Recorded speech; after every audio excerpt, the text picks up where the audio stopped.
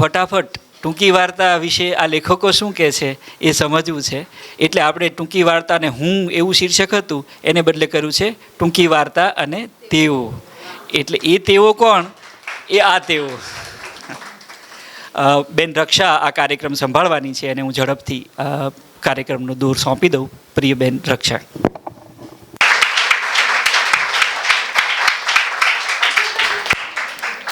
ખૂબ ખૂબ આભાર બેન, સુંદર પ્રસ્તુતિ.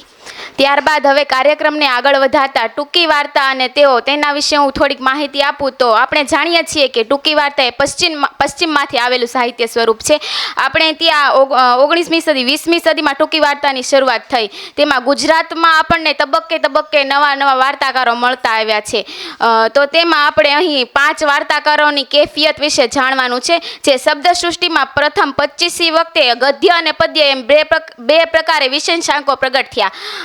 તો તેમાં સર્જકોએ જ્યારે વાર્તા લખતી વખતે થયેલી અનુભૂતિ, તેઓએ શું શું અનુભવ્યું તે વિશે એની કેફિયત શબ્દસૃષ્ટિમાં આવ્યું. તો શબ્દસૃષ્ટિના આ વિશેષાંકોમાં દરેક સર્જકે પોતાના સર્જનકાળ સમયે અનુભવેલી અનુભૂતિનું આલેખન આ કેફિયતમાં મળ્યું છે, જેને આપણે માણશું અને જાણશું. તો આવો સર્જકોના મનોવિશ્વમાં ડોકિયું કરીએ. તો સર્વપ્રથમ નવનીત જાની, કે જેઓ ગુજરાતી ભાષાના વાર્તાકારોમાં વર્તમાન પેઢીના પ્રખ્યાત વાર્તાકાર છે. વિવેચકો અને વાચકોને રસ પડે તેવી શૈલીમાં તેઓ વાર્તા રચે છે. તો નવનીત જાનીના મનોવિશ્વમાં ડોકિયું કરવા માટે હું નિશા રોયલાને વિનંતી કરું. નિશા દીદી.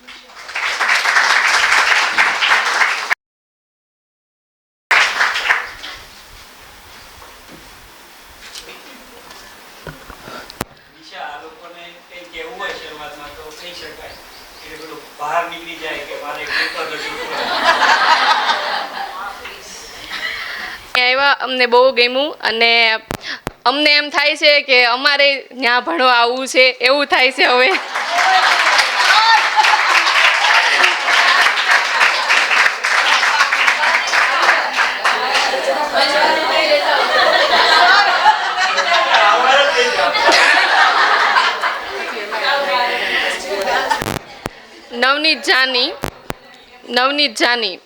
નવનીત હજારી પ્રસાદ જાનીનો જન્મ 21 ઓક્ટોબર 1976ના રોજ બોટાદ જિલ્લાના ઝાળિયા ગામમાં થયો હતો. તેમના માતા ઈચ્છાદેવી અને પિતા હરિપ્રસાદ. આ કેફિયતમાં એમણે ખૂબ સરસ રીતે આમ નોર્મલ બધા વાર્તાકારોએ છે ને શરૂઆતથી અંત સુધી પોતાની વાત એવી રીતે કહી છે જાણે લેખ પ્રગટ કર્યો છે એમ, અને નિબંધ સ્વરૂપે કે ગદ્ય એમ. અને આમણે જે શૈલી વાપરી છે ને એક પ્રકારે આપણને રસ જગાડે એવી છે. એમણે સંવાદની શૈલી પ્રશ્નોત્તરી રૂપે આમાં પ્રગટ કરી છે. એમાં શરૂઆતમાં જ એવું એક સૂચન આપેલું છે કે વાર્તા ચાહક નવીનચંદ્ર હરિપ્રસાદ જાનીની પ્રશ્નજાળમાં વાર્તાકાર નવનીત જાનીની છટપટાહટ, અભિપ્રાય અને ટીકા તુલનાના મંચ પર, એવી રીતે એમ. તો આપણને એક વાર્તાકાર કેવી રીતે એક વાર્તા ચાહક, વ્યક્તિ એક જ છે પણ એ વાર્તા ચાહક પણ છે અને વાર્તાકાર પણ છે. એટલે એક એમણે જાણે પોતાની જાતના 2 ભાગ પાડી દીધા હોય ને એવું લાગે. શરૂઆતમાં એમણે પ્રશ્ન પૂછેલો છે કે વાર્તા લખવાનું તમને ક્યાંથી પ્રેરણા મળી અથવા ક્યાંથી શરૂ કર્યું એમ. તો એમણે કીધેલું છે કે વાર્તા લખવાનું મેં પહેલા એમણે શરૂઆત કાવ્યથી કરેલી છે. વાર્તા તો બહુ પછી 1995 પછી વાર્તા લખવાની શરૂઆત કરી. જગજીવન ત્રિવેદીના શું કહેવાય આ દેશના કારણે કે એમના ફોર્સના કારણે એમણે વાર્તાઓ લખવાનું શરૂઆત કરી. એમના મિત્ર જૂથ પણ એવું હતું કે એમને વાર્તા માટે કે વાર્તા લખવા માટે અથવા વાર્તા વાંચવા માટે પણ પ્રોત્સાહિત કરતા. ગુણુભાઈ એમનું વાંચન બહોળું છે નવનીત જાનીનું. શરૂઆતમાં એમણે વાંચેલા છે લોકપ્રિય અથવા એ સમયના જે વાર્તાકારો હોય ને એમાં, ધારો કે છાપાની પૂર્તિઓમાં કે કોઈ કે ટીવી ન્યૂઝમાં સાંભળીને એવી રીતે અલગ અલગ. પણ ગુણવંત ગુણવંત કટકિયા એમના મિત્ર એમણે એમને ધૂમકેતુ પન્નાલાલ સુધી દોર્યા, એટલે શિષ્ટ સાહિત્ય સુધી એમને લઈ જનારા એમના મિત્ર છે. એમણે અહીંયા એમના મિત્ર પ્રકાશ રાજપુરા એમની પણ વાત કરી છે કે એમણે પણ એમને આ પ્રકારનું વાંચન પણ કેળવાવું જોઈએ, અને એ પછી એમણે વાર્તા લખવાની શરૂઆત કરી. એમણે એક જગ્યાએ એવું કીધું છે કે એમણે નિયમ લીધું, બાધા લીધી કે મળે તો ન વાંચેલી અને ન મળે તો વાંચેલી, પણ વાર્તા તો દરરોજ વાંચવી જ એમ. ત્યાંથી આપણને ખબર પડે કે એક સર્જક બનવા માટે પહેલાં તો વાર્તાકારે વાચક હોવું જરૂરી છે. એમને તિરાડનો અજવાસ નામનો નોંધપાત્ર સંગ્રહ આપેલો છે. રિયાલિટી શો એ પણ એમનો વાર્તા સંગ્રહ છે. એ વાસ્તવના અભાવમાં કેવી રીતે વાર્તા ઉત્પન્ન થતી હોય ને એમ છે. એક જગ્યાએ એમણે જાતને સવાલ પૂછ્યો છે કે કેમ વાસ્તવ કર્યા કરો છો એમ. તો એમણે કીધું છે કે વાસ્તવ એટલે કર્યા કરું છું કે ગાંધી પ્રેમી છે કે ગાંધી પ્રભાવમાંથી આવું છું એમ. અને આમ પણ વાસ્તવમાં જીવવાનું હોય છે ને, વાસ્તવ છે આપણું એક આંતરબાહ્ય બંને પ્રકારનું વાસ્તવ હોય છે. આપણે શરૂઆતમાં તે જોયું કે એમણે કીધું કે અભાવમાં વાર્તા રચાય છે, કે સામાજિક સંબંધો, ગ્રામ જીવન વગેરે એમના વિષયો છે વાર્તાના. એ રીતે એમણે અનુભવ મેળવી અને વાર્તાઓ લખવાનું શરૂ કર્યું છે. એક વાત એમણે સિંગર હતા એમના વાતને આધારે કીધું છે કે એમણે જે પ્રકારે વાર્તાઓ લખી છે અને એનું વાંચન વધાર્યું છે એના આધારે અનુભવમાંથી કે મોટા ભાગે વાર્તા રચાતી હોય તો એનું કારણ શું હોય એમ એ વિચારે છે. અને જવાબરૂપે બહાર તારણ એવું આવે છે કે વાર્તા રચાય છે પેલા મનમાં રચાય છે, મનના મંચ પર રચાય છે વાર્તા, અને પછી એને કાગળ પર ઉતારાય છે એમ. તો વાર્તા તો મનમાં રમાતી જ હોય એમ, અને ક્યારેક વર્ષો પછી જે એક સંદર્ભ કે એક સ્મૃતિ હોય ને એ ઉઘડતી જાય અને પછી વાર્તાકારીની વાર્તા લખે. વર્ષો પહેલાં જોયેલી એક પાણીની ટાંકી, એને પછી વર્ષો પછી એ ગ્રામ જીવન તો છૂટી ગયું છે, એમ છતાં વર્ષો પછી એ ટાંકી વિશે વાર્તા લખે છે અને એને પુરસ્કાર પણ મળે છે. એવી નોંધપાત્ર વાર્તા એમણે આપી છે. તિરાડનો અજવાસ વાર્તામાં પણ એમણે એવું જ નોંધપાત્ર પ્રદાન કર્યું છે આખા સંગ્રહમાં. વાર્તા લેખનને એ પોતાના એવા દ્રષ્ટિકોણથી જોવે છે કે સમાજને અને સમાજના વાસ્તવને કોઈ પણ પાત્ર એમણે એક પ્રશ્ન પૂછ્યો છે વાર્તા ચાહકે કે તમને પાત્રો ક્યાંથી મળે છે એમ. તો કે પાત્રો એવી રીતે નથી મળતા. પહેલાં અહીં નવનીત જાની એમણે પોતાની વાત કરી છે કે હું વાર્તા લખું ને ત્યારે મને પાત્રો મળી તો જાય છે, પણ હું એમને અલગ અલગ રીતે એક ઉંમરના ઢાંચામાં બેસાડું છું અને પછી હું એને કોઈ પ્રકારનું અનુભવ કે એમના હાવભાવ કે આલેખન આપું છું. એટલે પહેલા ઉંમર નક્કી થાય છે પાત્રની અને પછી એ પાત્રની નિરૂપણમાં જાય છે. મનમાં જ્યારે વાર્તા લખાય ને એટલે એ શરૂઆતમાં એમણે કીધેલું છે, એમના મિત્રો એમને ખીજવતા કે જ્યારે ફોન આવે ત્યારે જ્યારે કોઈ પણ વાત હોય ત્યારે તું તો બસમાં જ હોય એમ. તો કે હા, મારી જેટલી વાર્તાઓ લખાણી છે ને એ બધી વાર્તાઓ બસમાં જ લખાણી છે એમ. એટલે વાર્તા લખાય છે ક્યાં? તો કે બસમાં લખાય છે વાર્તા બધી. પછી સર્જનમાં સર્જક પોતે કેટલો છે અને શબ્દ નિરૂપણ કેટલું છે એ પણ અગત્યનું છે. સર્જક એક રીત કરે કે અહીં એમણે કીધું છે કે સર્જનમાં સર્જક પોતે કેટલો, એણે રચેલી શબ્દ સૃષ્ટિમાં વિશ્વરૂપ કેટલું છે ને એનું અગત્યનું છે. જ્યારે એણે એની શબ્દ રીતિમાં એ પાત્રોને, કથા વસ્તુને, ઘટનાક્રમને વિશિષ્ટ રીતે નિરૂપે ને ત્યારે ભાવકને આકર્ષતો હોય છે. એમણે ધારેલા પાત્રો કરતાં સર્જેલા પાત્રો ઘણીવાર અલગ પણ હોય છે. દાણા પાણી નામની એમની એક વાર્તા છે, એમાં એમણે એક ઢોલીવાળાનું પાત્ર લીધેલું છે. એ પાત્ર એમના મિત્ર છે જે દલિત સમાજમાંથી આવતા કે કોઈ ગામના જ એક વર્ગ છે એમાંથી આવતા છે. તો ત્યાં એ કહે છે કે પાત્ર એવી રીતે મળે છે મને, મેં એને જોયો પછી મારું ફોકસ તો માત્ર એની ઉપર જ હતું, પણ અંતે જ્યારે વાર્તા પૂરી થાય છે ને ત્યારે એ આખું કથાનક અથવા આખી વાર્તાનું કેન્દ્ર ઢોલ બની જાય છે. આવું તો હોય કે મેં ધાર્યું પણ નહોતું, એમ છતાં આ વાર્તાનું કેન્દ્ર વ્યક્તિથી મટીને વસ્તુ સુધી જતું રહે છે. એટલે ઘણીવાર આવી ન ધારેલી વાર્તા પણ વાર્તા બની જતી હોય છે.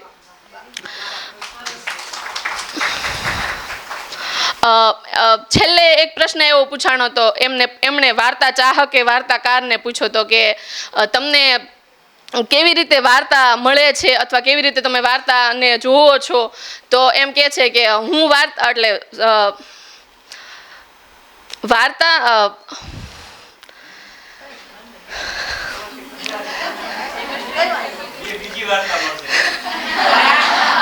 સાંપ્રત સમયમાં વાર્તા રચાતી હોય એનાથી તમે કેવી રીતે પ્રભાવિત થાવ છો અથવા વિવેચન થતું હોય એના આધારે તમે કેવી એ દ્રષ્ટિથી તમે તમારી વાર્તાને કેવી રીતે જોવો છો એમ, અથવા અત્યારના સમયમાં વાર્તા કયા સ્વરૂપમાં છે તમારી વાર્તા એમ. તો એમણે સરસ જવાબ આપ્યો હતો કે મારી માટે વાર્તા છે ને એક અનુભવનું લેસન છે એમ. હું રફ કામ પણ કરું એમ, જેવી રીતે આપણે શરૂ લેક્ચરમાં લખતા હોઈએ, જે પ્રોફેસર ભણાવતા હોય અને આજુબાજુમાં લીટોડા થતા હોય, ડ્રોઈંગ્સ થતી હોય, એવી રીતે કે હું વાર્તા તો લખું જ છું, પણ જે નબળી વાર્તાઓ છે એનું હું રફ કામ ગણું છું મારું. એટલે એ ખૂબ જ સહજતાથી એમણે મૂકેલું છે એ વાતને.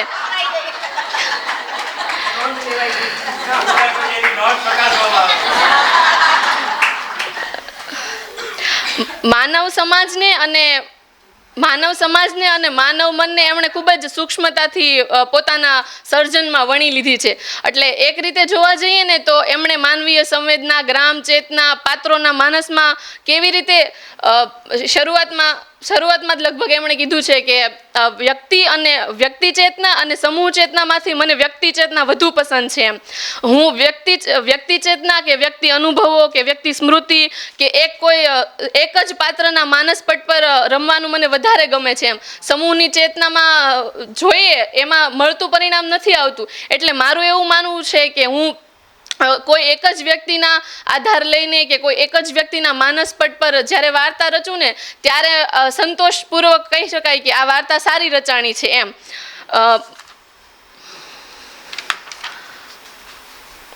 હા, એવો એક પ્રશ્ન પૂછાણો તો નવનીત જાની વાર્તા ચાહકે નવનીત જાની વાર્તાકારને પ્રશ્ન પૂછ્યો હતો કે શું વાસ્તવને ઓળખવા બહારી વાસ્તવ કે ભીતરી વાસ્તવ એવી સંજ્ઞા એની પૂરતી વિભાવના ધરાવે છે એમ. એમણે આકાશના સંદર્ભને ઉમેર્યો કે આકાશ છે એ આપણું એવું વાસ્તવ છે કે જે દેખાય તો છે છતાં અડી તો શકતા નથી, વાસ્તવ છે છતાં વાસ્તવ નથી. એવી રીતે મૂર્ત અમૂર્ત વાસ્તવ રૂપે એમણે એ વાસ્તવને પ્રગટ કર્યો અને પોતાના ગાંધી પ્રેમને, ગાંધી રંગને એમણે આ વાસ્તવ સાથે વણી લીધો.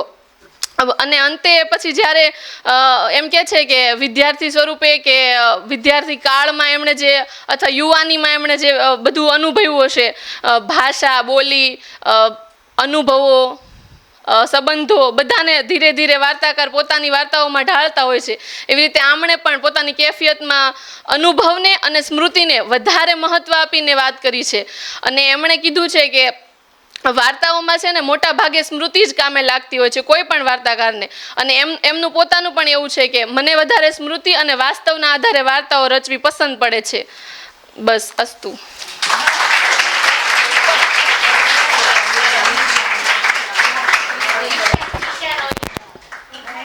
ખૂબ ખૂબ આભાર બેન, સુંદર પ્રસ્તુતિ. ત્યારબાદ હિમાંશી શૈલજ, જેઓ નારી સંવેદના વ્યક્ત કરતી વાર્તાઓ લખે છે. અંધારી ગલીમાં, સફેદ ટપકા, અંતરાલ, એ લોકો વગેરે જેવા જાણીતા વાર્તા સંગ્રહો રચ્યા છે. તો તેમના માટે હું મિતાલીબેન હરિયાણીને વિનંતી કરું કે તેઓ હિમાંશી શૈલજની કેફિયત વિશે વાત કરશે. મિતાલીબેન.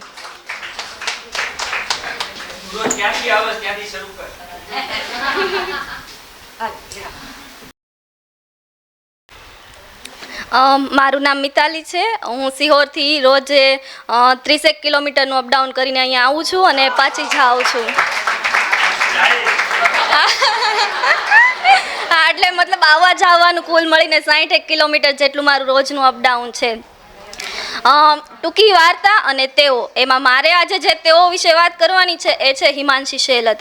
એટલે હું વાત કરીશ ટૂંકી વાર્તા અને હિમાંશી શૈલજ વિશે. હિમાંશી શૈલજે જે કાંઈ સાહિત્ય સર્જન કર્યું છે એમાં એમને પ્રેરણા ક્યાંથી મળી કે એમને શું લાગ્યું છે અને એમનું જે અનુભવ વિશ્વ છે ને એમણે સાહિત્યમાં ઢાળવાનો પ્રયત્ન કર્યો છે. અને એના વિશે હર્ષદ ત્રિવેદીએ એમને જ્યારે લખવાનું કહ્યું ત્યારે એમણે જે લખ્યું છે એના વિશે હું વાત કરીશ. એમણે બહુ જ ઓછા શબ્દોમાં પોતે અભિવ્યક્ત થયા છે, પણ ઓછા શબ્દો દ્વારા કઈ રીતે ઘણું બધું કહી શકાતું હોય છે ને એ એમના આ જે લેખ છે કે એમણે જે લખ્યું છે એના દ્વારા આપણે જાણી શકીએ છીએ. મતલબ ઘણી વખત એવું હોય છે કે લાંબુ લાંબુ લખવું પણ એવું જરૂરી નથી, ઓછા શબ્દોમાં ઘણું બધું કહી શકાતું હોય છે.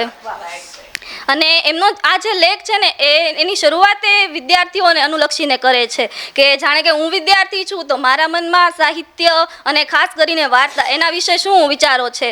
તો કે વાર્તા એટલે શું કહેવાય, તો કે એમાં બહુ બધું રહસ્ય હોય, ગૂઢ કંઈક છુપાયેલું હોય, એમાં બહુ બધું રહસ્ય હોય અને એનું વિશ્લેષણ કરવાનું હોય, એનું વિશ્લેષણ, આસ્વાદ એ બધું જ અમે ભણતા હોઈએ છીએ, આપણે બધા ભણતા હોઈએ છીએ. અને જ્યારે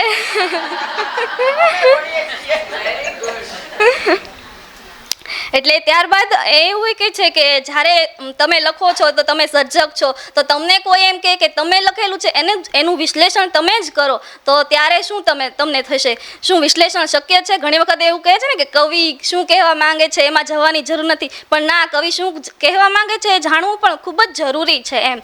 એટલે કે વિશ્લેષણની ભૂમિકાએ હિમાંશી શૈલત પહોંચે છે તો ત્યારે એવું કહે છે કે હા, વાર્તા એ શ્રમપૂર્વક લખાયેલી હોય છે અને એના માટે ઘણી બધી મહેનત થતી હોય છે. અને ઘણા બધા વાર્તાકારો તો એવા હોય કે જેમને આપણે પૂછીએ કે તમારું વાર્તા લેખન વિશે કંઈક કહો તો એ તો કેવી રીતના વાત કરતી હોય છે કે આમ જ આકાર બંધાઈ ગયો ને આમ જ શબ્દો પાંખ ફફડાવતા આવીને બેસી ગયા, મતલબ વિરાટનો હિંડોળો ઝાકમઝોળ એવી વાતો કરતા હોય છે.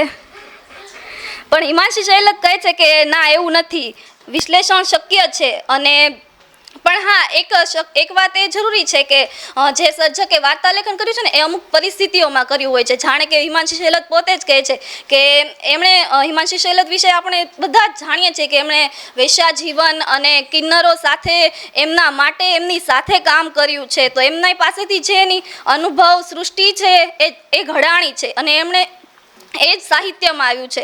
તો એ વખતે એમને જે ઘણા બધા સંવાદો ત્યાંથી પ્રાપ્ત થયા હોય છે, ઘણી બધી ભાષા ત્યાંથી પ્રાપ્ત થઈ હોય છે, એટલે એનું વિશ્લેષણ એ નથી કરી શકતા, બધું જ વિશ્લેષણ શક્ય પણ નથી એવું એ કહે છે. અને આ લખવાનું જ્યારે હર્ષદ ત્રિવેદી તેમને સૂચવે છે ને ત્યારે એમને એવું થાય છે કે હું 22 વર્ષથી આ ક્ષેત્રમાં કામ કરું છું અને વાર્તા લખવી સરળ છે, પણ વાર્તા લેખન વિશે હું શું વિચારું છું ને એ લખવું પણ એટલું જ અઘરું છે. મતલબ રસ પડે, આપણે વાંચીએ છીએ તો આપણને રસ તો પડવો જોઈએ, નહીંતર આપણે 2 લીટી વાંચીને છોડી પણ દઈએ એવી પણ અપેક્ષા રહે છે. એટલે એ આ લેખને પણ ખૂબ જ કળાત્મક રીતે લખી આપે છે. હવે એ છે ને વાર્તા લેખન જેમણે શરૂ કરવું છે એમના માટે ઘણી બધી ભૂમિકાઓ બાંધી આપે છે. જેમ કે અમે બધા વિચારતા હોઈએ છીએ કે વાર્તા લખવી કઈ રીતે લખવી, તો એના માટે એ કહે છે કે ઘણું બધું પહેલાં તો વાંચવું જોઈએ. એમને જ્યારે વાર્તા લેખનની શરૂઆત કરી એમણે ઘણું બધું મોડું વાર્તા લેખન શરૂ કર્યું, તો એ વખતે એ કહે છે કે મેં મોડું વાર્તા લેખન શરૂ કર્યું પણ જેટલો સમય પહેલાંનો હતો ને એમાં મેં ઘણું બધું વાંચી નાખ્યું છે. એટલે કે મારી પાસે એક મોડેલ હતું કે મારે જો લખવું છે તો મારે કયા પ્રકારે લખવું છે, કઈ શૈલીમાં લખવું છે. ઓકે, પ્રયત્નપૂર્વક ભાવકને લક્ષ્યમાં રાખીને વાર્તા લખતા હોય છે કે જાણે કે એમનો જે વાચક વર્ગ છે એમની સમક્ષ હોય છે કે મને કોણ વાંચવાનું છે, યુવા વર્ગ વાંચવાનું છે કે વૃદ્ધો વાંચવાના છો, તે એવી રીતે ઘણું બધું એના લક્ષ્યમાં રાખીને લખતા હોય છે. પોતીકી લાગે એવી ભાષા, પરિચિત ભાષાઓમાં તેવું લખવા પ્રયત્ન કરતા હોય છે કે જેમ કે પંડિત યુગની શિષ્ટ ભાષાઓનું આજે બધાને વાંચવું નથી ગમતું છે, હા એવું વાંચનારા પણ છે, પણ એ પોતીકી ભાષાઓમાં લખવાનું વધારે પસંદ કરે છે. હિમાંશી શૈલત વિશે એ પોતે જ કહે છે કે મારા વિશે એક એવું વલણ રખાયું છે કે મને પહેલાં પાત્ર મળે છે, તો હા એ કહે છે, સ્વીકારે છે કે મને પહેલાં પાત્ર મળે છે અને ત્યારબાદ એ પાત્રની આજુબાજુમાં જે કાંઈ છે એને કથા બીજમાં રોપિત કરું છું એમ. એટલે એક કોઈ જગ્યાએ જાય છે તો ત્યાં બધાને જોવે છે, જેમ કે એમની જે વેશ્યા જીવનને લગતી કે દેહ વ્યાપારના ધંધા સાથે જોડાયેલી સ્ત્રીઓ છે એમને મળે છે, તો એમના જીવનની જે વાતો છે ને એ એક પાત્ર દ્વારા એમની પાસે આવે છે અને પછી એને વાર્તામાં ઢાળવાનો પ્રયત્ન કરે છે. પછી એ ઘણું બધું આપણી જેમ જ અપડાઉન કરે છે અને તમે લોકો અત્યારે ટ્રેનમાંથી આવ્યા છો એટલે એક વાર્તા આમાં જેનો ઉલ્લેખ છે એની વાત કરું કે સામેવાળી સ્ત્રી. હવે આ વાર્તામાં કેવું છે કે જે કથાનાયિકા છે ને ટ્રેનમાં મુસાફરી કરે છે અને એ વખતે એની સામે આવીને એક બીજી સ્ત્રી બેઠે છે તો એના મનમાં ઘણું બધું એમ થાય છે કે આ કોણ હશે, આ કેમ. તો ઓલી સ્ત્રી છે ને એ જાતેથી જ પોતાની વાત કરવા મળે છે કે હું વિદેશથી આવી છું, મારો પતિ ત્યાં છે, મારા સંતાનો આ છે. તો પછી આ મેડમ પણ આપણી જે કથાનાયિકા છે એ પણ એવું કહે છે કે હા મારે આમ છે, મારે જમીન છે, મારે આ છે તે છે. પણ એ જે નાયિકાની સામે જે બેઠેલી છે ને એ ઉતરી જાય ને પછી આ વિચાર કરે છે કે આવું તો કાંઈ છે જ નહીં, મેં જે કહ્યું એ બધું ખોટું છે એમ. પણ આવી હવાઈ વાતો મારે એની સાથે કરવી પડી. એની પાછળનું એક જે મનોવૈજ્ઞાનિક તારણ છે ને એ આ વાર્તામાં બહુ જ મહત્વનું છે. અને જે પેલી ઉતરી ગઈ ને એણે પણ જે કાંઈ વાત કરીને તદ્દન ખોટી હતી. મતલબ એણે જે વાત કરી ને એના મનમાં પડેલી હતી કે મારે આવું જીવન જોઈએ છે, મારો પતિ આવો હોવો જોઈએ, એ રીતની વાત છે. તમે પણ ટ્રેનમાં મુસાફરી કરીને આવ્યા છો તો ટ્રેનના તમારા અનુભવો પણ અમારી સાથે શેર કરજો, એવું હું સાથે કહી દઉં.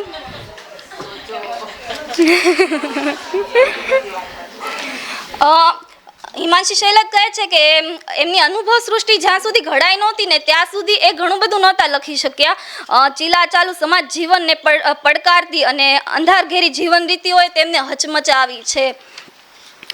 ત્યારબાદ એ કહે છે કે જે આપણે જીવન છે એ સાહિત્યમાં આવે જ તે એવો એમનો હઠાગ્રહ નથી, પણ ઘણું બધું એવું છે જલદ વાસ્તવિકતાઓ એના પ્રત્યે ઘણી વખત સર્જકો લાપરવાહી દાખવતા હોય છે કે એમને કાં તો પછી એવું કહી દે છે કે ચાલો એમનો અગ્રતાક્રમ અલગ હશે, મારો આ છે એટલે હું આ લખું છું એવું કહી દે છે. પણ એમને એ કહે છે કે પક્ષપાત પેલા મરજીવાઓ માટે કે જે રાજકારણ ને ધર્મ ને એ બધાથી અલગ પોતાની અભિવ્યક્તિ કરવામાં ક્યારેય ડરતા નથી, એમના માટે એમને પક્ષપાત છે. અને નવોદિત સર્જકો માટે પણ કહે છે કે વાહનો માર્ગ છે ને ખૂબ જ લપસણો છે. ઘણી વખત આપણે કંઈક લખીએ ને કોઈ કેમ કે ઓહો તે તો બહુ સરસ લખ્યું છે, તો આપણે તો એમ કે હા મેં બહુ સરસ લખ્યું છે. અને એમાં આપણી લેખન શૈલી છે ને એને વધુ ધારદાર બનાવવાની હોય છે ને એ ક્યાંક પાછળ છૂટી જતી હોય છે. આપણને એમ થાય કે હા મેં લખ્યું એ બહુ બેસ્ટ જ છે અને આપણે ઘણું બધું છૂટી જતા હોઈએ છીએ, પણ એવું નથી કરવાનું એવું તે કહે છે. ત્યારબાદ એ પોતાના અનુભવોમાંથી સર્જાતી વાર્તા અને એમાં પણ પોતાની સજ્જતા ક્યાં આગળ ઊણી ઉતરે છે ને એની તે વાત એ પોતે સહજ રીતે કહી શકે છે. કોઈ સર્જક એવું કહે કે મેં અહીંયા આ કચાશ રહી ગઈ છે, હિમાંશી શૈલક કહે છે સાહિત્ય સર્જનનો એનો પ્રભાવ કેવો હોય છે ને એના વિશે વિચારવાનો કે પુનર્વિચાર કરવાનો અવસર એમને હર્ષદ ત્રિવેદી આ લખવાનું કહ્યું એના દ્વારા એમને મળ્યો છે. એમાં એક વાર્તાનો ઉલ્લેખ કહે છે કે ગર્ભગાથા, એટલે આ વાર્તાને એ રીતે મૂકી આપે છે કે મને જે કાંઈ અવસ્થાઓ ભીંસે છે કે પછી જીવન અન્યનું જીવન છે જે મારું જીવન કઈ રીતે બની જાય છે અને મારા જે વાર્તાના પાત્રો છે એમાં હું ક્યાંથી આવી જાઉં છું એ પોતે પણ એ વાર્તાઓમાં આવી જતા હોય છે.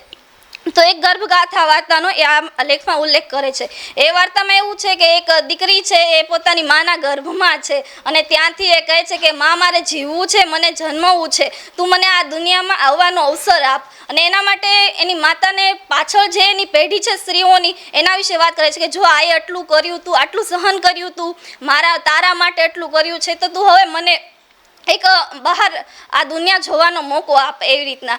અને એમાં જ તે બીજી એક કથા છે કે બે પુત્રીઓ એટલે કે ટ્વિન્સ છે માતાના ગર્ભમાં અને એ બંને દીકરીઓ છે. તો હવે બંને દીકરીઓ છે એવું એના પિતાને જાણ થાય છે ને એટલે એમ કહે છે કે હવે ગર્ભપાત કરાવી નાખ. પણ ઈશ્વરનું કંઈક ઈચ્છવું એવું છે કે નહીં, આ બંનેને જન્મ લેવાનો જ છે. અને એ બંને દીકરીઓ ડૉક્ટરના પ્રયત્નો છતાં આ દુનિયામાં આવે છે. અને ત્યારબાદ એવું બને છે કે આખી જિંદગી એમને પિતાના મેણા ટોણા હાથે સહન કરવું પડે છે, પણ એ મહત્વનું નથી. એ આ દુનિયામાં આવી અને હવે પોતાની જાતને સાબિત કરી બતાવે ને એ મહત્વનું છે. હવે ઘણી વખત એવું થતું હોય છે કે કોઈ સંપાદક હોય એમ કે હા તમે લખો, તમારું અમને જોવે છે, તમારું અમારે પ્રકાશિત કરવું છે. તો ઘણી વખત સંપાદકોની માંગને કારણે જલ્દી લખી નાખતા હોય છે. જે રીતે કે પત્રકારત્વમાં આજે કોલમોની આવતું હોય છે કે દર અઠવાડિયે કંઈક ને કંઈક લખવું, તો એમાં ઘણી વખત ગુણવત્તાનું લેવલ જે છે ને નીચું આવી જતું હોય છે. એટલે એના માટે પણ કહે છે કે એવું જરૂરી નથી, તમારે તમારી પોતાની જે મહેનત છે ને એ બરકરાર રાખવી જોઈએ. અને અંતે એવું કહે છે કે એમનો પહેલો વાર્તા સંગ્રહ અંતરાલ એ જ્યારે પ્રકાશિત થયો ને ત્યારે એમને જે કાંઈ એમ કે વાહવાઈ ને જે કાંઈ પુરસ્કાર કે એની જે કાંઈ વાતો સમાજમાં થાય એનાથી એમને બહુ જ આમ કહે ને આપણો પહેલો વાર્તા સંગ્રહ આવે તો આપણે કેટલા ખુશ થઈએ એટલા જ એ ખુશ થાય છે. પણ પછી એ એવું કહે છે કે અંતરાલ અને ગર્ભગાથા આ બંને વચ્ચે નો જે સમય છે ને એમાં એવું બન્યું કે હવે પછી એમને આ લોકોની વાતોથી ફેર નથી પડતો. લોકો તો પ્રશંસા પણ કરશે અને ઉપેક્ષા પણ કરશે, પુરસ્કારો મળશે પણ, અને ઘણી વખત વિવેચકોના આંકડા જે વહેણો હોય છે એનો પણ સામનો કરવો પડશે. પણ હવે એમ કહે છે કે હવે હું જે કાંઈ લખું છું ને એ વાર્તા રચના પરત્વેની મારી નિષ્ઠામાંથી આવે છે. અને છેલ્લે એવું લખે છે કે પુરસ્કારો, પ્રશંસા, ઉપેક્ષા સઘળું નગણ્ય. વાર્તા લેખનનો આ આડલાભ કે મુખ્ય લાભ? હવે વાર્તા લેખનનો એમના જીવનમાં આડલાભ કે મુખ્ય લાભ તો એ તો આપણને સૌને લાગુ પડે છે ને કે આપણે જો વાર્તા લખીશું તો એનાથી આપણને શું થશે, લાભ મળશે કે ગેરલાભ મળશે? આ પ્રશ્ન દ્વારા એ પોતાની વાતને વિરામ આપે છે. પણ હવે આપણે તો અહીંયાથી જ શરૂઆત કરવાની છે કે હવે આપણે લખવાનું છે, આપણે જોવાનું છે કે આપણને શું મળશે આ વાર્તા લેખનમાંથી, અને આપણી અભિવ્યક્તિ દ્વારા આપણને એ જાણ થશે. હવે હું છેલ્લે મેં જેટલા હિમાંશી શેલતના વાર્તા સંગ્રહો છે એ મેં જોયા ને તો ત્યારે મને ઘણી જ રસપ્રદ વાત જાણવા મળી, એ તમારી સાથે શેર કરું. અને એના માટે પહેલાં એક વાત કરું કે હજુ 2 દિવસ પહેલાં જ રવિવારે રેખતા ગુજરાતીનો કાર્યક્રમ હતો, તો એનું શેડ્યુલ કઈ રીતે ગોઠવવામાં આવ્યું કે પહેલાં બધા કવિઓને સાંભળવાના અને અંતે જીગરદાન ગઢવી એટલે કે જીગરા જેને સાંભળવા માટે અડધાથી વધારે ઓડિયન્સ આવ્યું હતું, તો એને છેલ્લે રાખ્યા. એને છેલ્લે રાખવાનું કારણ શું હતું કે એના માટે આવેલી ઓડિયન્સ ટકી રહે, બરોબર ને? અને મારા જેવા વાંચકો જે છે ને એ પહેલા પાનેથી છેલ્લા પાને સુધી વાંચતા હોય છે, મતલબ પહેલાં છેલ્લું પાનું વાંચવું પછી પહેલું પાનું વાંચવું એવું નથી કરતા. તો હવે આ હિમાંશી શેલતના વાર્તા સંગ્રહો છે ને એમાંય તે મને એવું જોવા મળ્યું કે જેમ એમણે અંતરાલ વાર્તા સંગ્રહ આપ્યો તો અંતરાલ નામની વાર્તા છેલ્લી રાખી છે એમણે. પછી અંધારી ગલીમાં સફેદ ટપકા, તો એમાં પણ એમણે એવું કર્યું છે. સાંજનો સમય, ખાંડણિયામાં માથું, ગર્ભગાથા, ઘટના પછી એમના જીવન, આકાશને અડતી બાલ્કની, આ બધા જ વાર્તા સંગ્રહોમાં જે શીર્ષક જે છે ને આખા પુસ્તકનું એ છેલ્લી વાર્તા રાખી છે. એટલે મતલબ મારી જેવા તો આખું વાર્તા સંગ્રહ વાંચવાના જ તે વસ્તુ.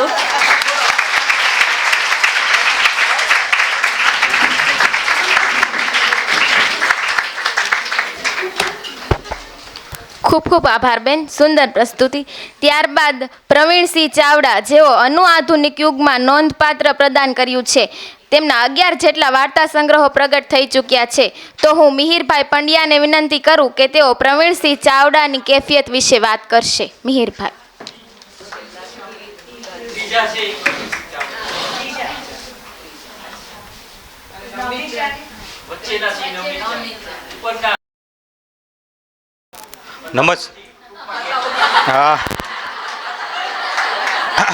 નમસ્તે, મારું નામ મિહિર પંડ્યા. ટૂંકી વાર્તા અને તેઓ શીર્ષક અંતર્ગત હું પ્રવીણસિંહ ચાવડાની ટૂંકી વાર્તા વિશેની કેફિયત વિશે વાત કરીશ. તેઓનો જન્મ 1/9/1945 પિલાદરા મહેસાણા તાલુકાનું ગામ છે, ત્યાં તેઓનો જન્મ થયો. અને MTB આર્ટ્સ કોલેજમાં તેઓ અંગ્રેજીના અધ્યાપક હતા. ત્યારબાદ તેઓ ગુજરાતના જે શિક્ષણ વિભાગ છે તેમાં પણ તેમણે વહીવટી કામગીરી બજાવી. આ બધી વ્યસ્તતામાં એમના જે વાર્તાઓ છે એ 2 તબક્કામાં લખાણી છે, પૂર્વ અને પછીનો. એટલે શરૂઆતમાં એમને પારિતોષિક તો ધૂમકેતુ પારિતોષિક, તેમના કુલ 11 વાર્તા સંગ્રહો છે, નવું ઘર, ત્રિમૂર્તિ વગેરે. એમની 5 વાર્તાઓના સંગ્રહ છે એમને સાહિત્ય અકાદમીના પારિતોષિક પ્રાપ્ત થયા છે. પછી સાહિત્ય પરિષદનું રાવી પાઠક દ્વિરેફ પારિતોષિક તેમને પ્રાપ્ત થયું છે. આવા અનેક પારિતોષિકો તમને મળ્યા છે.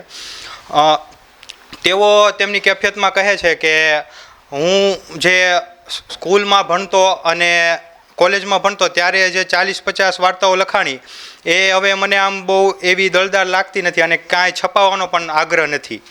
પણ જે 25 વર્ષનો વિરામ લીધો અને ત્યારબાદ જે વાર્તા લખાણી તેઓ તેમને તેમનું ખરું સર્જન માને છે. અને તેઓ જણાવે છે કે 1997માં જન્મ નામની વાર્તા આવી અને ત્યારબાદ પ્રારંભ થયો. શરૂઆતમાં તેઓ કહે છે કે વાર્તા સાહિત્યમાંથી આવતી અને હવે વાર્તા જીવનમાંથી આવે છે. જ્યારે સાહિત્યમાંથી આવતી વાર્તા ત્યારે પણ એવું નહોતું કે એનો વિષય વસ્તુ ને બધું સાહિત્યમાંથી, ત્યારે પણ જીવનમાંથી જ હતું. પણ એવો આગ્રહ હતો કે ભાઈ પન્નાલાલ આમ લખે, હેમિંગવે આમ લખે, તો એવી રૂઢ થઈ ગઈ હતી કે હું પણ આમ જ લખું એમ. પણ હવે એવી કોઈ રૂઢિ રહી નથી. અને તેઓ કહે છે કે પહેલાં તો આમ વિષય વસ્તુ મળવી પણ અઘરી લાગતી, કાંઈક મળી જાય તો આનંદ થઈ જતો. પણ હવે તો એમને એવું થાય છે બીજા તબક્કામાં કે જ્યાં જોવે ત્યાં વાર્તા બતાવે છે. જેમ એક શિલ્પી હોય એને ગમે એ પથ્થર કાંઈ બતાય આકાર, અને સુથારો એને લાકડામાં જેમ આકારો બતાવતા હોય એમને બધે વાર્તાઓ જ બતાય છે. અને ત્યારબાદ તેઓ કહે છે કે અંત, મધ્ય અને પ્રારંભ તો એવી કોઈ ભાગમાં પરિસપાટી ઉપર તેઓ માનતા નથી કે આવા કોઈ બીબા હોવા જ જોઈએ. તેઓ માને છે કે મૂળ કેન્દ્રમાં તેઓ ભાવને માને છે કે વાર્તાના કેન્દ્રમાં ભાવ હોવો જોઈએ. જો ભાવ હશે તો એ જેમ ભાવ લઈને એક મૂવમેન્ટ પકડશે તો એમ એનો અંત પણ વાર્તાનો સહજ આવશે અને બધું રચાતું જાય છે. જેમ ભાવની અનુભૂતિ જો તમારી ગહન હશે ને તો એમાં પાત્ર, પરિવેશ અને એ બધી વસ્તુ, સંવાદ એ આપોઆપ ખીલતી જશે, એવું તેમનું માનવું છે. અને ત્યારબાદ તેઓ કહે છે કે મૂળ તો છે ને આમાં હાર્દ કેન્દ્ર છે એ મધ્યમાં હોય છે. એટલે વાર્તા એકવાર ઉડે છે પછી એના અંતરૂપી પાંખો એમનામ ખીલતી હોય છે, એવું તેઓ માને છે. અને તેઓ વાર્તામાં કહે છે કે પૂર્વ તૈયારી બહુ ન હોય તો વાર્તાને વિકસવાની વધુ તક મળે, એવું તેઓ માને છે. અને તેઓ આ પરથી કહે છે કે વાર્તાને છે ને કોઈ વાસ્તવિકતાનો એટલો બધો મદની જરૂર નથી, માત્ર એક કણ મળે ને હોટકાર આવી જાય, એવું તેમનું કહેવાનું છે. અને ત્યારબાદ તેઓ કહે છે કે પહેલાં તો વાર્તા છે ને કોઈ દી એને જેમ મન હતું એ પ્રમાણે ચાલી નથી. પહેલાં એમને એમ હતું કે હું મોટાભાગે ગ્રામ જીવનના વિષય ઉપર વાર્તા લખીશ, અને એમ હતું કે સ્ત્રી ને પુરુષનો સંબંધ છે ને એ વિષયને તો મારે અડવો જ નથી, એમ કે જીવનમાં કાંઈ દુઃખ ઓછા છે અને અંતરમાં પણ એટલા બધા દુઃખ રહેલા કે એ વિષય ઉપર નથી લખવું. પણ પછી એમને ખ્યાલ આવ્યો કે વાર્તાની વિષય વસ્તુ તમે અપવાદને બાદ કરતા જોશો ને તો મોટા ભાગે બધે માણસના સંબંધો જ છે. અને એમાં તમે સંબંધ જોઈ લો તો મિત્ર સાથેના સંબંધ હોય, પાડોશી સાથેના હોય, કુટુંબીજનો સાથેના, ક્યારેક કોઈ અલપ જલપ દેખાઈ ગયું હોય કે ક્યારેક કોઈક ન મળેલા માણસ સાથેના સંબંધ, તો આ બધા પરથી વાર્તા બનતી હોય છે. એટલે તેઓ કહે છે કે આમાં સૌથી સંકુલ સંબંધ હોય તો તે સ્ત્રી પુરુષનો, તો એમાંથી તો કેમ બાદ રહેવું એમ. એટલે પછી તેઓ તેના વિશે જ ઘણી બધી વાર્તાઓ લખે છે. અને આ વિશે તેઓ એક ઉદાહરણ આપે છે કે એમની ભૂત નામની વાર્તા છે તો સુવર્ણકાલ દંપત્ય જીવનનો આથમી ગયો છે અને હવે કંકાસ ને કકળાટ ને બધું શરૂ થયું છે. એટલે એમને બહુ હળવાશથી તેઓ બેઠા હતા ને બહુ રમૂજી એવું આમ લખવું હતું. પણ એમને જોયું કે ભાઈ જે નાયક છે એમની ઓફિસની બહાર એક ઝાડ છે ને એની નીચે નાયિકા વરસાદમાં ક્યારની પલ્લે છે, અને એ નાયિકા જ્યારે ફોન કરે છે ત્યારે એના અવાજ ધ્રુજવા મળે છે, હોઠ કંપવા મળે છે અને ભાષા છે તૂટવા મળે છે. એટલે એને એમ થયું કે આવું દ્રશ્ય મારા મનમાં આવ્યું ને હવે તું લખ્યા વગર કેમ રહી શકું.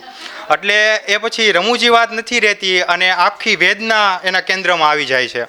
આવી જ રીતે એક પિતા અને એમની જુવાન ન પરણેલી કુંવારી જે દીકરી છે એમના સંઘર્ષની એક વાત છે માફી. તેમાં પણ કહે છે કે વહેલી સવારે હું લખવા બેઠેલો અને એમ હતું કે આ વાર્તા તો ખૂબ લાંબી થશે, પણ 11, 11:30 થયા ત્યાં તો ફકરાની છેલ્લી લીટી લખતા ખબર પડી કે વાર્તા તો પૂરી થઈ ગઈ. એટલે આવી રીતે પણ એમનું કહેવું એમ છે કે સમર્થની સામે શિંગડા તો કેમ માંડવા એમ. એટલે એ રીતે તેઓ આને દર્શાવે છે. અને ત્યારબાદ તેઓ કહે છે કે આપણે કહીએ છીએ ને કે આપણી જન્મભૂમિ સ્વર્ગ કરતાં પણ ચડિયાતી છે, એમ કે બીજા કોઈ માટે હોય કે ના હોય પણ વાર્તાકાર માટે તો એ બહુ ઉત્તમ છે. એમ કે એવું કેવું છે ઘણા લોકો એવું માને છે કે ભાઈ આપણા જે ભૂતકાળના ઉત્તમ અનુભવો અને અનુભૂતિ હતી એ પણ સમય જતાં ઝાંખા પડી જાય છે, આની કરતાં આપણે આની નોંધ કરી લીધી હોત તો સારું હોત એમ. પણ તેઓ કહે છે કે એવી નોંધની જરૂર નથી, એમ કે એવી વાસ્તવિકતા આગળ કીધું એમ કે મેદની જરૂર જ નથી હોતી, ખાલી કણ મળે ને ઓટકાર આવી જાય. તો તે રીતે તેઓ કહે છે ખાલી આછી રેખાઓ હોય ને અને તો જ સર્જનને તક મળે કે તેમાં તમે તમારું કંઈક ઉમેરી શકો એમ. એટલે તેવું જણાવે છે. અને તે કહેવાય છે કે બાળપણ છે ને એ તો ખજાનો છે એમ. આ વાર્તાના વિષય વસ્તુ માટે જોઈ લો કે બધી કે એની જે રેખાઓ છે એમાંથી એમને બહુ સર્જન પ્રત્યે પ્રેરણા મળી છે. અને તેમાં તેઓ કહે છે કે મારા બાળપણના આજુબાજુ જીવનમાં જે જોતા હોય એને જ વિષય વસ્તુ તરીકે લે. જેમ કે એ કોલેજમાં અભ્યાસ કરતા ત્યારે રેલવે સ્ટેશને જતા ત્યારે એક સ્ટેશન માસ્તર હતો અને એમને મળવા એક સ્ત્રી આવતી અને એ બેના સંબંધ વિશે બહુ વાતો આજુબાજુમાં થોડીક થતી. તો તેઓ કહે છે કે ત્યારે એની ઉપરથી મેં વાર્તા લખી કે ગમાનપુરા સ્ટેશનની દંતકથા. ત્યાર પછી એમના નામના તે પ્રવીણસિંહ ચાવડા નામના એક સર્જકની ત્યારે વાર્તાઓની ન્યૂઝપેપરમાં બહુ આવતી. તો બધા એમ કહેતા કે આમાં કાંઈ અજુગતું તો નહીં આપણું નામ હોય, પણ બધા મને અભિનંદન કહેતા કે અભિનંદન એમ તમારી વાર્તા છપાય. ત્યારે કે થોડુંક દુઃખ થયું અને મેં વાર્તા લખી કે પુષ્પક ભંડારીની શ્રેષ્ઠ વાર્તાઓ.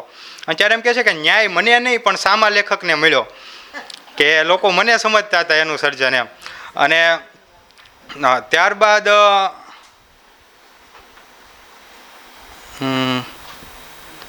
ત્યારબાદ તેઓ કહે છે કે એક એમના મિત્ર હતા, તેમને એક વાત કરેલી કે મારા દાદાજી હતા ને 80 વર્ષની ઉંમરે, તો એમને બધી વાતો કેવી હોય બાળપણની, તો કોને કે તો એના પૌત્ર હોય એને ગોતીને પકડે. અને મુખ્ય વાત તો એ કે 14 વર્ષે એક ગુજરી ગયેલા એમનો નાનો ભાઈ, એમની વાત કહે કે વિઠ્ઠો વરણાગ્યો ભાઈ એમ કરીને વાત માંડે. એટલે એમ કે જો વિઠ્ઠો વરણાગ્યો ભાઈ એ મને શબ્દ ન સાંભળ્યો હોત ને તો વિઠ્ઠો વરણાગ્યો એમની વાર્તા છે એ ન મળી હોત.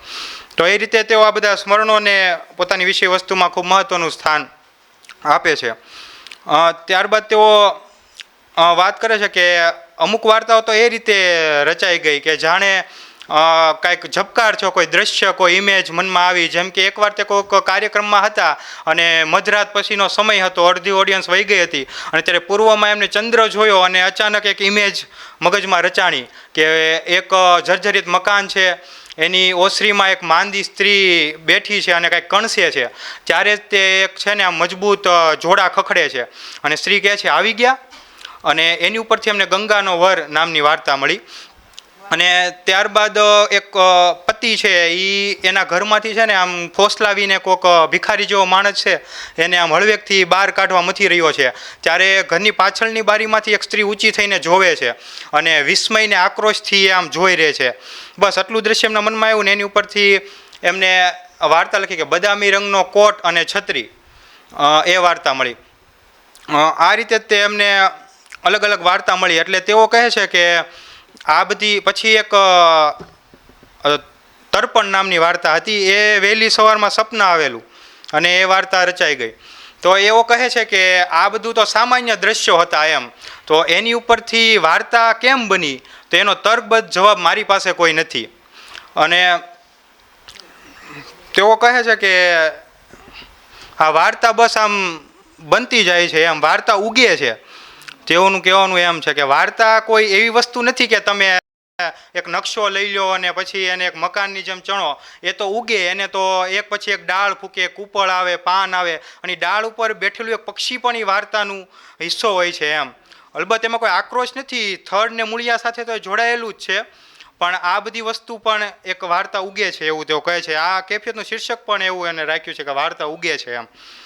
તો એવો અંતે કહે છે કે આ બધું મેં જોયું તો એના અનુભવથી હું એટલું કહી શકું કે વાર્તાકાર કરતાં વાર્તા મોટી છે એમ.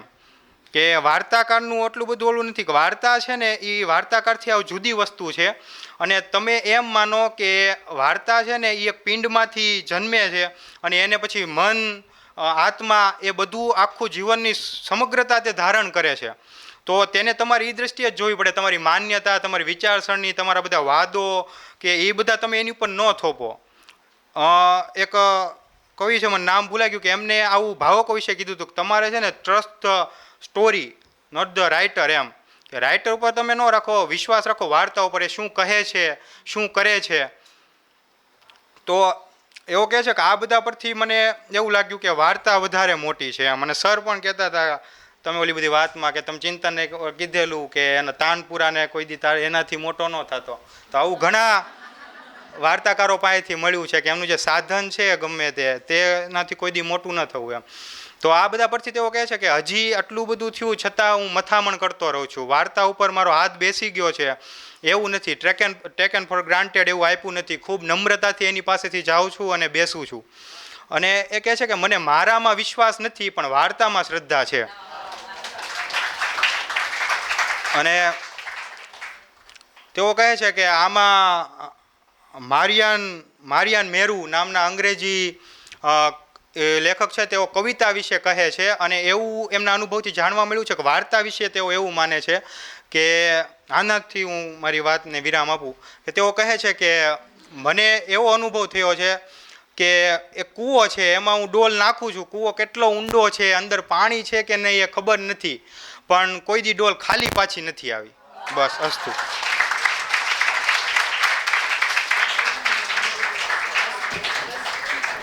ખૂબ આભાર ભાઈ, ખૂબ સરસ વાતો કરી. ત્યારબાદ મોહન પરમાર જેઓ અનુઆધુનિક યુગના શ્રેષ્ઠ વાર્તાકારોમાંના એક વાર્તાકાર છે. દલિત સંવેદન, નારી સંવેદન, ગ્રામ ચેતના, નારી ચેતના વગેરે પાસાઓને સ્પર્શતું સર્જન કર્યું છે. તો તેમની કેફિયત વિશે વાત કરવા માટે હું ગોપાલભાઈ સુમણિયાને વિનંતી કરીશ.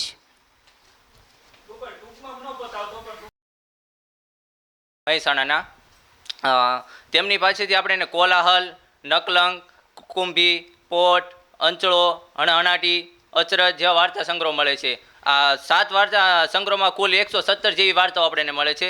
તેમને 2011માં આંચળો વાર્તા સંગ્રહ માટે ગુજરાતી સાહિત્ય અકાદમીનો પુરસ્કાર મળ્યો છે.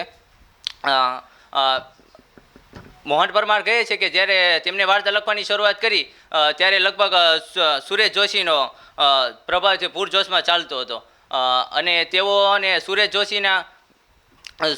જોશીના ચાહક હતા. તેઓ માત્ર સુરેશ જોશી જેટલા પ્રિય હતા તેટલા પરંપરિત વાર્તાકારો જેવા કે ધૂમકેતુ, રાવી પાઠક, ચુનીલાલ મડિયા, સુંદરમ, જયંત ખત્રી અને જયંતી દલાલ પણ પ્રિય હતા. તેઓ ધૂમકેતુની પોસ્ટ ઓફિસ, વિનિપાદ, રજપૂતાણી, રાવી પાઠકની ખેમી, મુકુંદરાય, મેઘાણીની વહુ અને ઘોડો, સુંદરમની ખોલકી, માંજા વેલાનું મૃત્યુ, પન્નાલાલ પટેલની વાત્રકને કાંઠે, જયંત ખત્રીની લોહીની ટીપું, માટીનો ઘોડો, ચુનીલાલ મડિયાની અંતસ્ત્રોત, કમાઓ દીકરો, ઈશ્વર પેટલીકરની શરણાઈ, લોહીની સગાઈ જેવી વાર્તાઓનો પણ અંક અસર તેમના પર અંકબંધ રહેલી છે.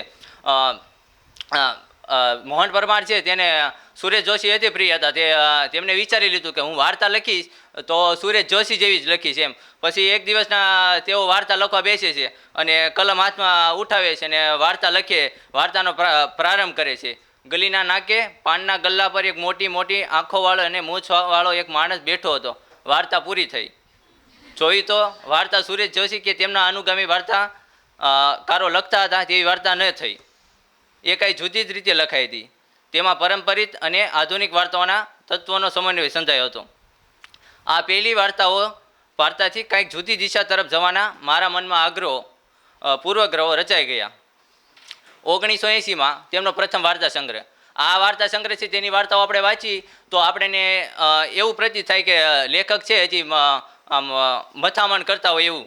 પછીના વાર્તા સંગ્રહમાં તે વાર્તા લખે છે તો આપણને લાગે કે તેઓ ધીમે ધીમે સારી વાર્તાઓ લખતા જાય છે. મોહન પરમાર છે તે કહે છે કે વાર્તામાં પ્રવેશ અણધાર્યો નહોતો, વાર્તામાં પ્રવેશ કર્યો. આપણે એમ વિચારતા હોય કે આપણે વાર્તા લખી તો આપણે અનુભવ થયો કે આપણે હાલો વાર્તા લખવી. તો મોહન પરમાર એમ વિચારે છે કે મેં એમનામ ડાયરેક્ટ વાર્તા નથી લખી, મેં પહેલાં ઘણું બધું વાંચ્યું છે, ઘણું સાહિત્ય સર્જન વાંચ્યું છે, અનુભવ્યું સાહિત્ય હતું છે, સેવન કર્યું હતું. વાર્તા લખવા પ્રવૃત્ત થયો એટલે વાર્તાના વિવિધ ઘટકોને તાણાવાળીથી હું સંપૂર્ણ પરિચિત હતો. મોહન પરમાર છે તેની વાર્તામાં આપણને મોટા ભાગે ગ્રામ્ય પરિવેશ અને તળપદી જોવા મળે છે. તેમાં જોઈએ તો નકલંગ, આંધુ, નિર્ણય, રવેરા, ભારો, નમાલો, ચૂવો, કોહ, વાડો, વેર, હિરવણું, આંગણું, ભાગોળ, વાવ, નેવ, ખળી, વરસાદ જેવી વાર્તામાં તળ પ્રદેશના પાત્રો, વ્યથા અને કથા અલગતા વાર્તાકાર છે. મોહન પરમાર છે વાસ્તવ જગતથી સ્થળ કાળથી મુક્ત કરી વિશિષ્ટ અર્થ વ્યંજિત કરતી વાર્તાઓમાં લખવામાં વધારે ફાવટ છે. મોહન પરમારની વાર્તા છે એમાં માનવ મનની સંકુલ લાગણીઓ જેવી કે ઈર્ષા, અદેખાય, અહમ, વેર, ઝેર, બદલો લેવાની વૃત્તિ આપણને જોવા મળે છે. એમાં મંડપ વાર્તા છે, લાગ છે, ઘોડાડ છે, જગત્યુ છે. મંડપ વાર્તા છે તેમાં આપણને ખોડભાઈ છે તે સોમભાઈની ઈર્ષા કરતા જોઈએ છે. ખોડભાઈ છે એને સોમભાઈની ઈર્ષ્યા છે. એટલે સોમભાઈ છે તેને બધા બોલાવે, માન સન્માન આપે. એટલા માટે ખોડભાઈને આ ગમતું નહોતું. એટલે એક દિવસ ખોડભાઈના ઘરે તેના દીકરીનો પ્રસંગ આવે છે અને મંડપને એવું બધું નાખવામાં આવે છે. અને તે વિચારે છે કે હું મારી દીકરીના લગ્નમાં છે સોમભાઈને નહીં બોલાવું. અને મંડપવાળા આવે છે તે આ ખોડભાઈ છે તેની બકબકીથી કંટાળી જાય છે અને એટલામાં વાયરો આવે છે અને મંડપ પડી જાય છે અને મંડપવાળા છે તે જતા રહે છે. તે હેઠા બેસી જાય છે. આનું કાંઈ આ બકબક કરે છે એટલા માટે અને આનાથી કંટાળી જાય છે. એટલામાં સોમભાઈ છે તે આવે છે અને પાછા ઓલા કામેલા ખોડભાઈ છે તે પોતે જાતે જ મંડપ ઊભો કરે છે. એટલામાં ખોડભાઈ આવે છે અને તેને જોઈ તે મંડપ ઊભો કરે છે તે દોર નીચે મૂકી દે છે અને મંડપ પડી જાય છે. અને સોમભાઈ છે કહેવાથી મંડપવાળા છે પાછો મંડપ ઊભો કરવા માંડે છે કે આ ખોડભાઈ છે એ કેટલો હજી નીચે પડી જાય છે કે તે એ નથી વિચારતો કે મારી દીકરીનો પ્રસંગ છે, મારો પ્રસંગ બગડે છે, છતાં તે ઈર્ષ્યા જ કરે છે. અને બીજી વાર્તા જે છે ઘોડારમાં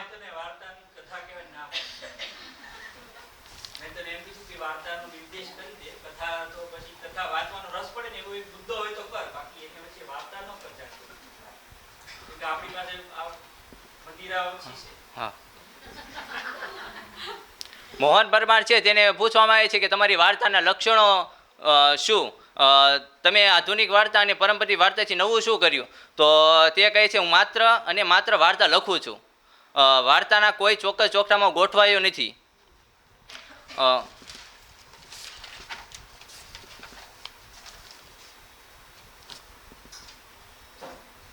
મોહન પરમાર છે તે કહે છે વાર્તામાં હું સામાજિક સંદર્ભોનો હું છેદ ઉડાડતો નથી, તેમાં સૂક્ષ્મ સંચલનો દ્વારા જુદા જુદા જગતનું નિર્માણ કરવા માંગુ છું. અંતમાં ચમત્કૃતિ લાવવાનું મારું વલણ રહ્યું નથી. અંત કૃતિમાં પ્રગટેલા સંચલનનું નિયંત્રણ કરતો હોય તેના હું આદરપૂર્વક મહિમા કરું છું, પણ વાર્તાના અંતે બોધપાઠ આપવાના વલણો હું નથી. આ વાર્તા ક્ષણ રચવા હું મારું સંપૂર્ણ કૌશલ્ય કામે લગાડું છું. મારે મન સમગ્ર કૃતિમાંથી ઉઠતા અર્થ સંદર્ભનું મહત્વ વિશેષ છે. અર્થ સંદર્ભ એક સમજણનો એકત્ર સાર મહત્વનો છે. મોહન પરમાર કહે છે કે બધું જોયેલું અને જાણેલું વાર્તામાં યથાવત મૂકવાનો મત હું નથી રાખતો. અનુભવ તો માત્ર આધાર છે, તેનાથી નવા વલયો વહેણો મનમાં સ્ફુરે છે ત્યારે વાર્તા લખાય છે. વાર્તા મનમાં આખી રચાય, ક્યારેક લખવા બેસી ત્યારે કલ્પનામાં ન હોય તેવું પણ લખાઈ જાય. વાર્તા મારે મન નિરાતે લખવાની ચીજ છે, કાચું પોચું જરાય ન ગમે.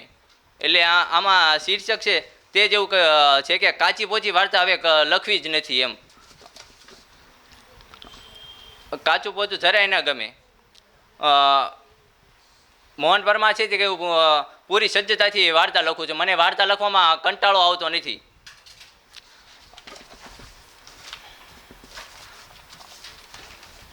અંતે ગુજરાતી આપણા વિવેચક ભરત મહેતા કહે છે કે મોહન પરમાર કેવળ મહત્વના ગુજરાતી વાર્તાકાર જ નહીં પણ ઉચ્ચ કોટીના ભારતીય વાર્તાકાર પણ છે. અસ્તુ.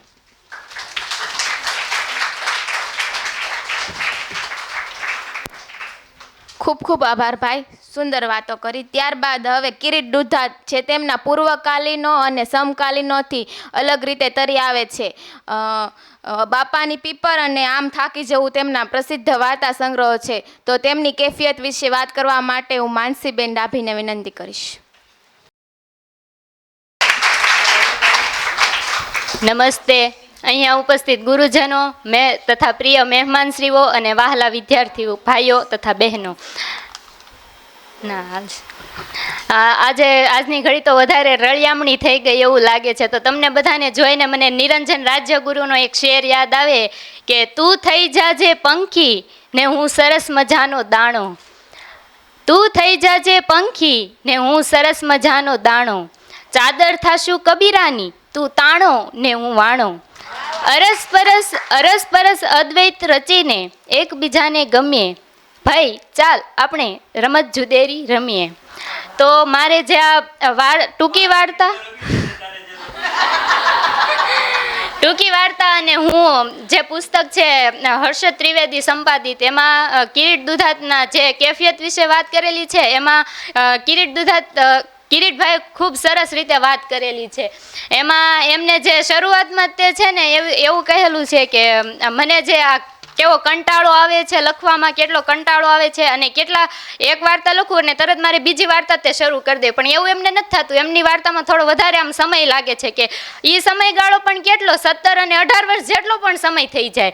પછી બીજો એમને વાર્તા લખવામાં કેવા કેવા ફાફા પડે છે એની વાત પણ આ કેફિયતમાં એ ખૂબ સુંદર રીતે કરે છે.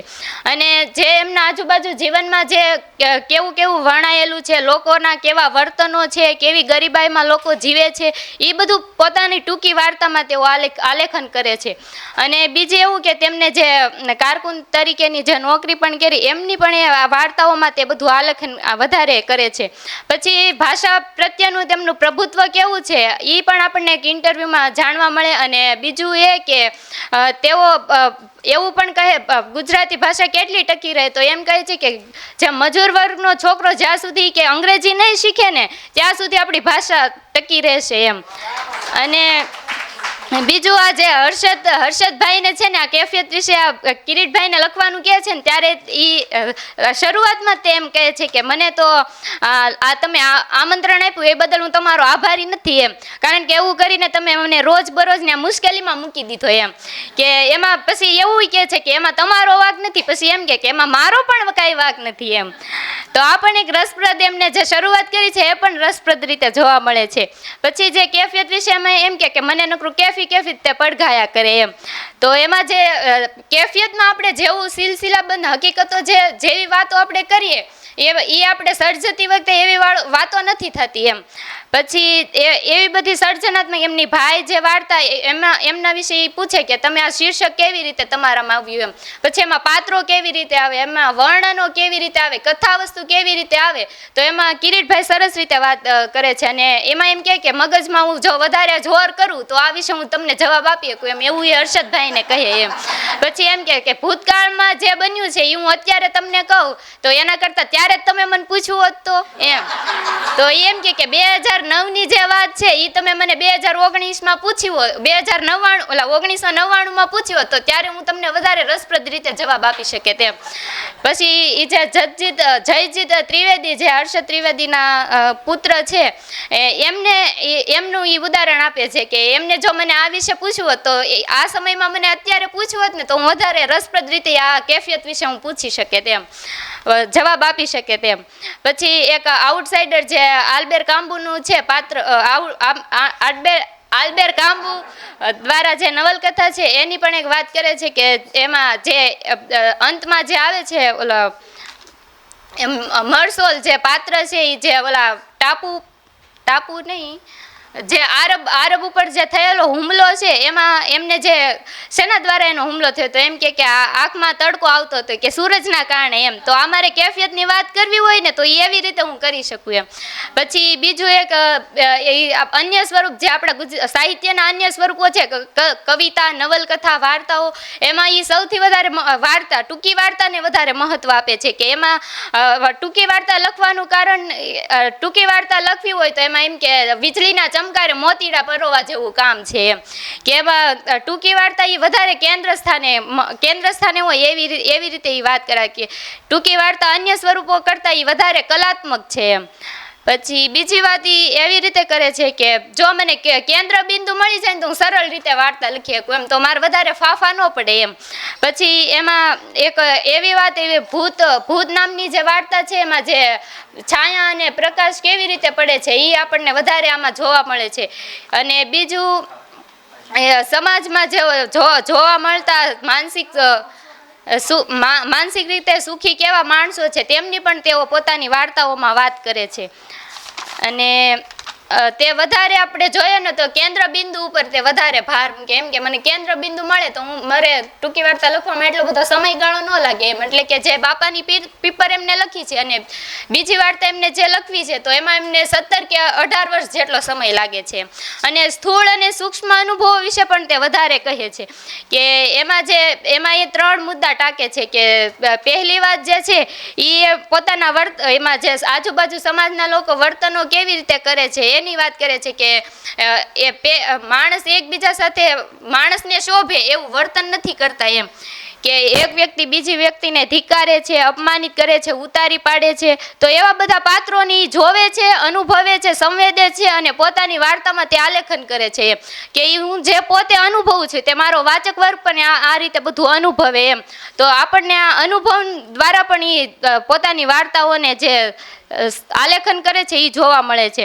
અને બીજી એક વાર્તા બીજું આ સૂક્ષ્મ અનુભવો છે એમાં એવી વાત કરે છે કે મારે જિંદગી છે ને માણવા જેવી છે એમાં એ ગેટેનું એક ઉદાહરણ ટાંકે છે કે જિંદગી વિશે બધે ફિલસોફી છે હતાશા પ્રેરક છે એમ. તો જિંદગી પોતે તો હરિયાળી જ છે એમ. તો આજુબાજુ સ્વજનના મૃત્યુથી, પોતાની દારૂણ બીમારીથી અને આ ગરીબીમાં સંસારમાં માણસ ભાંગી પડે છે એમ. તો એમાં પોતે માણસ તો એવું જ સમજે છે કે જેવું જીવન છે એવું જીવવું જોઈએ એમ. આવી રીતે બધા આલેખનો કરે અને જિંદગીમાં જે નાની મોટી ક્ષણ છે પણ તેને પણ આપણે સમજવી જોઈએ અને એના દ્વારા આપણે જે એવા બધા આજુબાજુ જીવનમાં જેવા ઘટનાઓ બને એ પોતાની વાર્તામાં આલેખન કરે છે.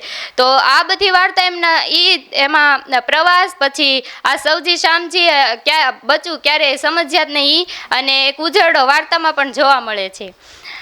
પછી એક ત્રીજી વાત છે ને સ્ત્રી અને પુરુષના સંબંધોની વાત કરે કે એમાં એ છે ને એવું ટાંકે છે કે આ અનુભવ માટે છે ને સ્વર્ગમાંથી દેવતાઓ પણ આ જન્મ લેવા માટે લોભાય છે એમ. તો એમાં છે ને ક્યારેક આ પડકાર પણ ઝીલાય છે કે અમુક સંબંધોમાં કુટુંબ કે સમાજ વચ્ચે આવી જાય, ક્યારેક એકાદ પાત્રનું મૃત્યુ પણ થતું હોય અને ક્યારેક એવું કંઈક અકસ્માત પણ સર્જાઈ જતું હોય એમ. પછી આવી બધી વાર્તા એમાં જે એમની વાર્તાઓ છે એમાં ડચુરો છે, પછી VM છે, પછી તું આવજે ને અને આમ થાકી જવું, એ બધી વાર્તાઓમાં આપણને આ સ્ત્રી પુરુષના સંબંધો વિશે જોવા મળે છે. પછી અંતમાં કેફિયત વિશે છે ને એ બહુ રસપ્રદ વિશે વાત કરે છે કે મને છે ને આ બધી વાર્તાઓ લખું ને તો મને વધારે કંટાળો આવે અને ચીડ પણ ચડે એમ. તો પછી તો કોઈક સંપાદક એમ કહે કે મને એકાદ વાર્તા આપો ને એમ. તો ત્યારે એકાદ વાર્તા આપો ને ત્યારે એ વિવેકપૂર્વક જવાબ આપે અને કોઈક સંપાદકો એના મિત્રો હોય ને તો કોઈક એમના મિત્રો હોય તો એ બધી એમની થીમ હોય એમની ચર્ચા પણ કરે. પછી બીજું એક જાહેરમાં પઠન કરવાનું હોય ને તો એમ કે જે હાથમાં આવ્યું હોય ને હું વાંચી જાઉં એમ, એવું પણ કહે છે. પછી કોઈ અને પછી પછી આવું બધું અનુભવ્યા પછી એને એવું પણ થાય કે આ ગુજરાતી સાહિત્ય અને વિશ્વ સાહિત્ય હું વાંચ્યા જ કરું અને બસ આવી રીતે આ સંપાદકને પણ હર્ષદ ત્રિવેદીને પણ એવું કહે છે કે આવી બધું મને વાંચ્યા જ કરું તો તમે લખવા માટે આવી જંજાળ શા માટે કરી આવી એમ. બસ અસ્તુ અને બીજો એક કિરીટ દુધાનું ઇન્ટરવ્યૂ પણ જલસોમાં બહુ સરસ રીતે જોવા મળે છે. બસ અસ્તુ, થેન્ક યુ. વાળાને કાંઈ જરૂર નથી. ક્રિકેટ મેચ હોય ને તો આપણે પેલું ટોસ ઉછળે ને પછી પેલા બેટિંગ ને બોલિંગ, તો પેલા બેટિંગ કરવાવાળા હોય ને બિચારા ઉદાસ હોય કારણ કે પેલા સામેવાળી ટીમને ખબર પડી જાય કે આ કેટલા રન કરવાના છે ને આપણે કેવી રીતે રમવાનું છે. એટલે અમે જે બેટિંગ કરીને એ બરાબર આ લોકોએ જોઈ લીધી હતી. એટલે જે સેકન્ડ સેશનનું પ્રદાન થયું એ બહુ જ સુંદર અને સંદર્ભ અને જે બધી વાતો કરી એ તો બધી થઈ ગઈ છે એટલે એના વિશે નહીં કહું. ખાસ તો મારા જે અનુભવ આખા દિવસનો જે રહ્યો ભાવનગર સાથે, મારો સંબંધ છે, મારું સાસરું કાઠિયાવાડ છે, રાજકોટ, એટલે સવારથી જ હું અને ભાવનગર પણ અહીંયા મારા ફઈજીને બધાનું ઘર છે એટલે એ લગભગ હું 30 વર્ષ જૂના ભાવનગરમાં સવારથી જ પહોંચી ગઈ છું. એટલે એ તો મારી લાગણીઓ બધી એની જગ્યાએ એની સ્થાને છે. પણ આ બધી જે બાળાઓને મેં જોઈ તો મારું ભણતર પણ ગુજરાતથી શરૂ થયું હતું અને મારી પહેલી શાળા જીવન સાધના વિદ્યાલય એવું એનું નામ હતું. એટલે બહુ મને આનંદ થાય છે આજે એ બધી છોકરીઓને. અમે જ્યારે આ ઉંમરમાં ભણતા હતા અને અમે કાંઈ જ નહોતા બોલી શકતા, આજે સૌથી વધારે એક સ્ત્રી તરીકે મને જે આનંદ થયો અહીં આવીને, સાહિત્યનો તો ખરો જ, એ તો દૂધપાક પર ભભરાવેલી ચારોળી અને બદામ અને કેસર એ તો મોઢામાં મમડાવ્યા કરવાના હોય દૂધપાક ખાયા પછી. પણ જે મને આનંદ થયો કે આજે છોકરીઓ કેટલું અસ્ખલિત બોલે છે, અસ્ખલિત બોલે છે, કેટલા સુસ્પષ્ટ વિચારોથી બોલે છે, કેટલી સમજણથી બોલે છે અને સૌથી વધારે એ લોકોને ખબર છે કે એ લોકોએ શું બોલવાનું છે.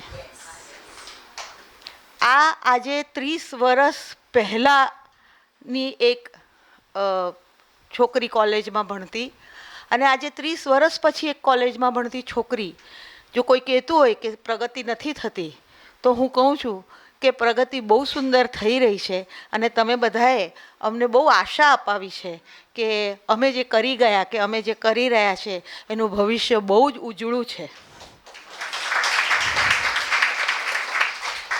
અને ખાસ તો સૌથી વધારે યશ અહીંના ગુજરાતી વિભાગ અને મહેન્દ્રસિંહ સર અને સાથે જે બધા એમની સાથે જે જોડાયેલા છે અને એક ધાગામાં મોતી પરોવાયેલા હોય ને ધાગો દેખાય નહીં, મોતીની જ કિંમત થયા કરે એમ તમારી કિંમત થયા કરશે.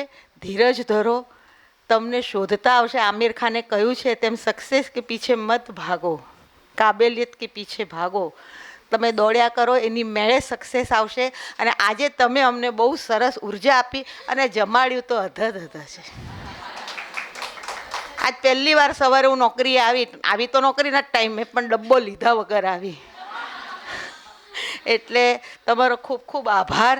અને કાઠિયાવાડની પરોણાગત એના વિશે તો કહેવાનું જ ન હોય. અને એ તમે ફરી એકવાર 21મી સદીના 25મા વર્ષ પછી પણ એનો પરિચય અકબંધ નથી રાખ્યો, પણ એને તમે એક વધારે ઊંચાઈએ લઈ ગયા. આ પેઢી પણ એટલી જ ઉર્જાવાન, સાથે સાથે એટલી જ લાગણીશીલ પણ છે. એક બે મિત્ર છે, રોજ છેલ્લે હું આટલું કહીને પૂરું કરીશ કે બે મિત્ર છે. પેલો એક મિત્રને પૂછે છે કે તું કેમ રોજ મને આવીને મળે છે? તને કંટાળો નથી આવતો? છેલ્લા 35 વર્ષથી તું મને આવીને રોજ જ મળે છે ને રોજ જ આપણે ચા પીએ છીએ. તો એ મિત્ર કહે છે કે હું રોજ આવું છું અને તારામાં મારી એક ખોવાઈ ગયેલી એક બાળપણની વાર્તાને શોધું છું. વાર્તા મળે છે, રોજ મને એમ થાય છે કે હું એને મારી સાથે લઈ જાઉં, પણ મને એમ થાય છે કે ના, એ તારી પાસે જ વધારે સચવાયેલી રહેશે. અમારી વાર્તા તમારી પાસે આ જ રીતે સચવાયેલી રહે, લાગણીની, પ્રેમની, માયાની અને સાહિત્યના આદાન પ્રદાનની. ખાસ તો SNDT મહિલા વિદ્યાપીઠ ગુજરાતી વિભાગ મુંબઈનો ખૂબ ખૂબ આભાર. દર્શનાબેન તો આભારથી પરે ગયા, નિરાકાર થઈ ગયા છે હવે. કારણ કે એ કર્યા જ કરે છે. કવિત સર, હવે નથી બોલવું, જવા દો. અને અંજલિ મિસ અને મારી બધી જ સખીઓ, મને ખૂબ બધી સખીઓ મળી. આજે હું એક વાત અહીં કહીશ કે હું સિંગલ પેરેન્ટ છું ને હું એકલી રહું છું આખા દુનિયામાં. મારે કોઈ ઘર પરિવાર, કુટુંબ, કબીલા કોઈ જ નથી. મારી 2 દીકરીઓ છે, પરદેશ રહે છે. હું આખી દુનિયામાં એકલી રહું છું, પણ મને હવે આખો પરિવાર મળ્યો છે.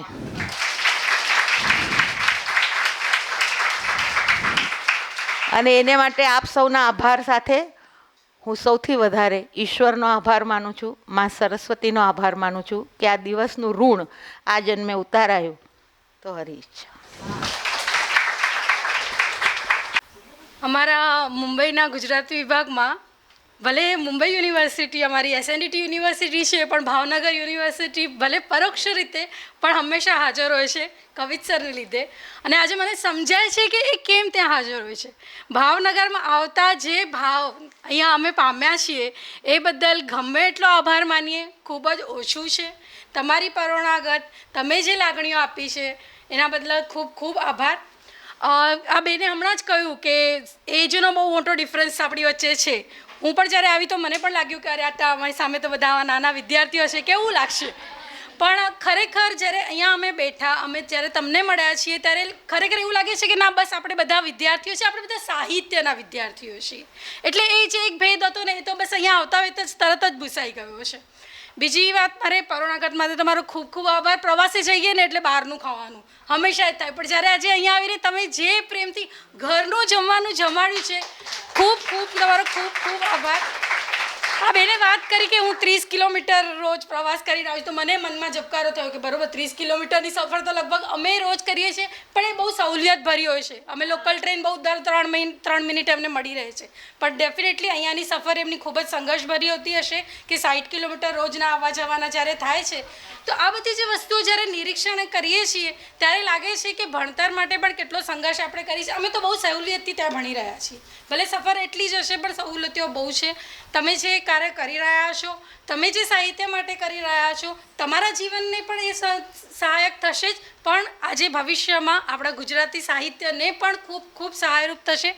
અમે તો પ્રથમ જ્યારે આદાન પ્રદાનની વાત થઈ તો અમે તો અમારી વાત કરી, અમે શું કરીએ છીએ, પણ જ્યારે તમે ઉદાહરણ સહિત રજૂ કર્યું કે તમે શું કરો છો, ને અમારા માટે એ વધુ ઉપયોગી થઈ રહ્યું છે કે અમે આવીને આ પણ શીખ્યા. અમને આ બધાને ભણીએ છીએ ત્યારે એમની કેફિયત કેવી છે. ઘણી વખત એવું થતું હોય કે આપણે વાર્તાઓ વાંચી જતા હોઈએ પણ એમની કેફિયત સુધી પહોંચી નથી શકતા, તો એ કેફિયત સુધી પહોંચવાની તક પણ તમે અમને પૂરી પાડી, એ બદલ પણ તમારો ખૂબ ખૂબ આભાર.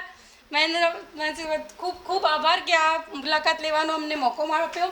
અને અમારા વિભાગ વતી, દર્શનાબેન વતી, કવિત સર વતી અને અંજલિબેન વતી, એ પાછળથી મને આમ કરે છે તો એ બધા વતી તમને આમંત્રણ આપું છું. તમને બધાને અમારા ડિપાર્ટમેન્ટમાં આવા આમંત્રણ આપું છું અને અમે રાહ જોઈએ છીએ કે તમે જલ્દી ને જલ્દી અમારા ડિપાર્ટમેન્ટમાં આવો. વસ્તુ એવી કહેવાની છે કે તમને બધાને એવું થાય છે કે મુંબઈ આવીએ, તમે આવો, ખૂબ ખૂબ આનંદ થશે. પણ તમે પણ અહીંયા પણ તમે એટલું જ બહુ જ સરસ ભણી રહ્યા છો. અને ઘણી બધી વખત જે વસ્તુ આકર્ષણ કરતી હોય ને વસ્તુ પારકી પણ લાગતી હોય. અમને આજે જેટલું અહીંયા ગુજરાતી માહોલમાં પોતાનાપણું લાગ્યું છે એટલું કદાચ ઘણીવાર અમને મુંબઈમાં નથી પોતાનાપણું લાગતું. અહીંયા અમને એમ લાગે છે કે અમારે ભાષાનું કોઈ બાયસ જ નથી. ના તો કોઈ ઇંગ્લિશ બોલે છે, ના તો કોઈ મરાઠી બોલે છે, ના તો કોઈ હિન્દી બોલે છે, બધા જ આપણી જેમ ગુજરાતી બોલે છે. અને એની જે એક જબરજસ્ત મજા આવી છે કે આપણી ભાષા, આપણા બાળકો, અમે તો તમારા મા બાપ જેટલી જ ઉંમરના છે, એટલે અમને અમારા બાળકો જ અમારા સ્ટેજ પર આવીને અમારી ભાષા બોલે છે એવો અનુપમ આનંદ થયો છે. અને એટલે અહીંયા ભણવું સાચે જ મુંબઈ કરતાં વધારે અમૂલ્ય છે, કારણ કે ત્યાં તો બહુ સ્પર્ધાઓ છે. એ બધી સ્પર્ધામાં આપણે આપણું ખરેખર મૂળ સાવ ભૂલી જઈએ છીએ કે આના કરતાં હું ફેશનમાં ઓછી છું, કે આના કરતાં હાય મને તો ઇંગ્લિશ તો આવડતું જ નથી, અરે ભાઈ મારું તો મરાઠી સહેજે સારું નથી. આવું બધું અહીંયા કાંઈ નથી. આપણે બધા એક જ છે, એક જ ભાષાના છોકરા છે ને એક જ ભાષાને સન્માન આપવાના સતત પ્રયત્ન કરી રહ્યા છે. એટલે તમે જ્યાં છો ત્યાં બહુ જ સારો છો, છતાં પણ મુંબઈવાળાને મહેમાનગતિ કરવા માટે કરશો તો અમે હારવાના નથી, પાછળ સહેજે નથી, બરાબર કરશું. So please welcome, but you are at the best place. Whatever I want to say is that. And thank you very much. વિદ્યાર્થીઓના ખાનપાનની શું વાત કરવી, શું આવકાર, શું સત્કાર અને શું યજમાની. આજે આવીને લાગ્યું કે કેમ આટલી વાર લગાડી.